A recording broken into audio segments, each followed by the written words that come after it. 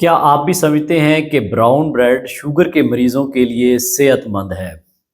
दरअसल brown bread रंग में लगा हुआ वही रोटी है, वही ब्रेड है जो वाइट ब्रेड है या वैसी रोटी है।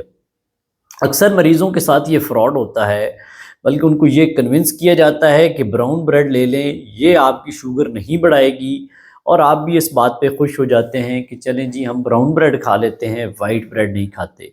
तो ब्राउन ब्रेड को भी जो रंग दिए जाते हैं, उसमें कुछ केमिकल्स डाले जाते हैं जिसमें मोलेसिस सिरप है या कैरमल कलर्स हैं।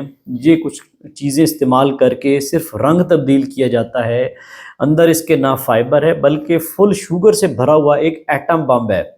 जब आप इसका इस्तेमाल करेंगे तो आपको कोई एनर्जी ताकत नहीं मिलेगी, बल्कि आपकी शुगर बढ़ेगी, इंसुलिन रेजिस्टेंस बढ़ेगी, दिल और गुर्दों पे असरात ज़्यादा आएंगे।